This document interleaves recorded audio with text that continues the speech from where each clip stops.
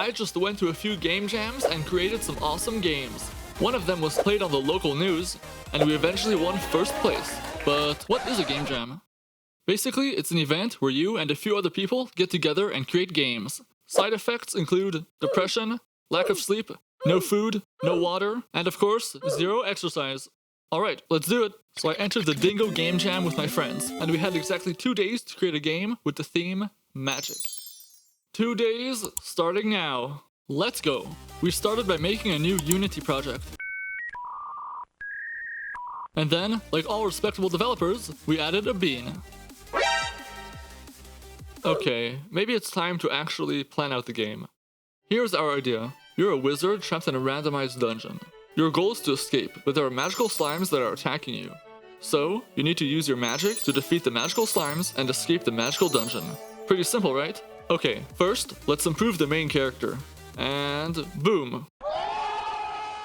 Much better. Then, we made this magic sword, which lets you shoot balls. Because balls are cool. But the game is a little boring when there's nothing to shoot at, so let's make a slime. And is it just me, or is it kinda cute? At first, the slimes weren't really working correctly. I mean, they're not even shooting at you. Bruh. Eventually, I got the shooting to work, and there were absolutely no errors. Anyway, next, we made a room for the dungeon. Cool, now you can walk around the dungeon and fight slimes, which is pretty fun. Well, except when they kill you.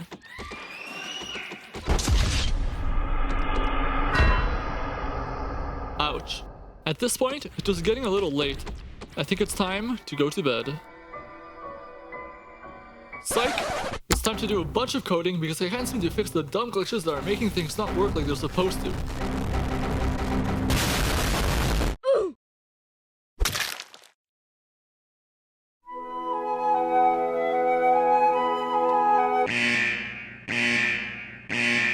With barely any sleep, we were back and ready for more.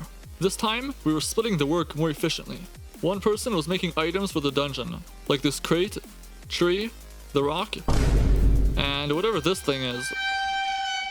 Then, the level designers on the team will take those items and use them to decorate the different dungeon rooms. Cool, now it's starting to feel like a real game. Since we had rooms, it was time to code the dungeon generation system. I made a fancy algorithm that places the rooms in a grid and then links them together with teleporters.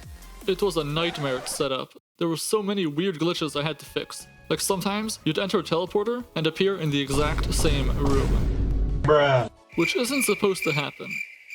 Meanwhile, our artist was creating awesome pixel art for the main menu, and the audio engineer was getting some juicy sound effects from the internet to make the game feel alive.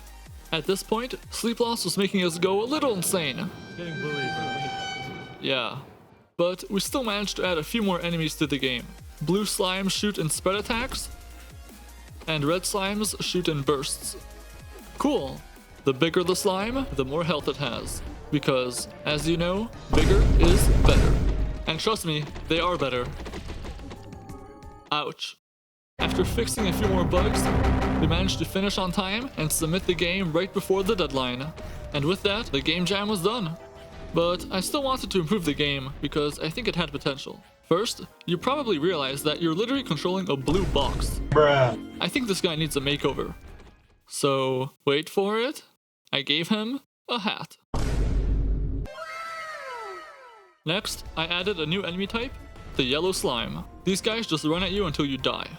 And they can be really annoying. Especially when they push you in a corner and completely destroy you. Yeah, that happened way too many times. Then, I improved the dungeon generation and also added some juicy lore to the game. Your new goal is to clear a path for this little slime. It got lost in the dungeon and is getting bullied. Why you bullying me? And after a few minor bug fixes, the game was finally complete. We got some player feedback, and generally people seem to like the game, but apparently it's a little too hard. I'm dead! Don't put that in your video. See if you can beat the game. It's completely free, and there's a link in the description. Anyway, we were all pretty happy that we completed our first game jam.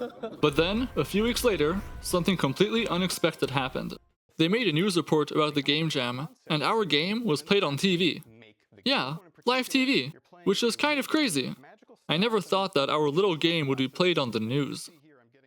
Due to our success with our first game jam, we decided to enter another one. Let's go!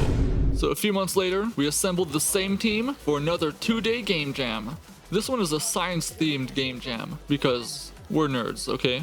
It's split into 3 categories: physics, chemistry, and biology. We chose the chemistry category, and the theme was buffers. Maybe you're wondering, what the heck's a buffer? Basically, it's a solution that can resist pH change upon the addition of an acidic or basic components. It's able to neutralize small amounts of added acid or base, thus maintaining the pH of the solution relatively stable. It's important for... Okay, I think that's enough. After getting the theme, it was time to head home. It was getting pretty late, and by the time we got to my house, we just decided to go to bed. Psych! It's time to make a game.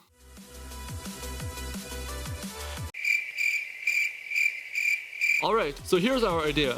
We decided to make the sequel of Slime Slayer, except this time, you're a scientist in a lab. You have health, but also a pH bar that shows your body's acidity level. When you get hit by a slime, your pH will change, and to get back to neutrality, you'll need to produce buffers from chemical reactions by finding different compounds throughout the lab. Let's do it! So first, we started with player movement, and then we added a slime. Except it was acting kinda weird. Bruh. We added player shooting, and eventually got the slimes to work. Cool. Okay, you might have noticed that you have 2 bars above your head. Green is your health, and red is your pH. You start with a neutral pH of 7, but getting hit by acidic or basic slime balls will change your pH. The farther your pH is from 7, the more vulnerable you are. Anyway, that's basically everything we managed to complete on the first day.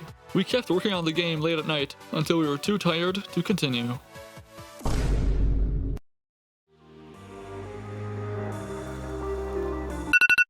Before we knew it, it was time to wake up.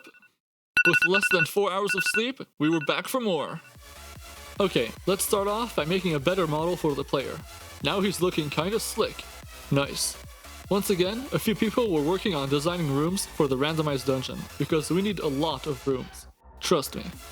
We also made some very interesting decorations, like a chair, a table, and a box. Wow.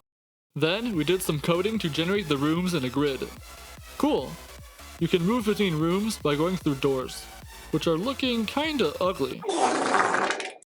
Okay, that's a little better.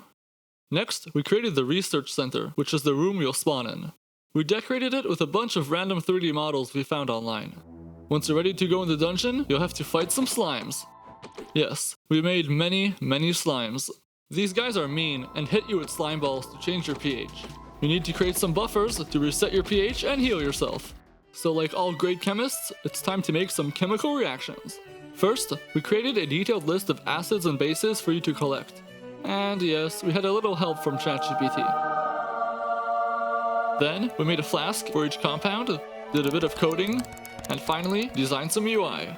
Now, when you defeat a slime, it should drop a flask, which you can then collect and put in your inventory. Cool. Doing chemical reactions is super fun. I feel like an actual chemist. Nice. We also made a fully functional main menu, and once again, we kept grinding until 3 AM, and then we finally went to bed. We only had a few hours before the deadline. We spent most of that time creating more compounds and buffers for you to collect. But we found a weird glitch where shooting the slimes wouldn't actually damage them. Turns out, the slime's eyebrows had box colliders on them, which basically acted as a shield and prevented them from getting hit. Bruh. We also tried adding a quiz feature, but didn't fully have time to complete it. Finally, we decided to call the game Goo, and we made the itch.io page. And we found a few other glitches in the game, but didn't really have time to fix them, so hopefully nobody notices. Anyway, we somehow managed to finish a prototype version of the game a few minutes before the deadline. Then, it was time to present our game in front of the judges. Presenting a live demo of our game was surprisingly fun. And finally, it was time to announce the winner. And then for our first place and the winner, we went with Goo. So yeah, we actually won. Let's go. Our game about fighting slimes actually got first place. But now, it was time to go home. We got free pizza too, which is pretty awesome. And I think we were all pretty excited for winning. And that's the story of how we won our first game jam. Of course, making these games wasn't easy. We had to fight depression, lack of exercise, and no sleep. But in the end, it was lots of fun. It feels good to win, but the fun memories we made along the way were much more important. The real win was spending quality time with friends. Okay, that's it. Thanks for watching, go play the games, and I'll see you in the next one. Bye!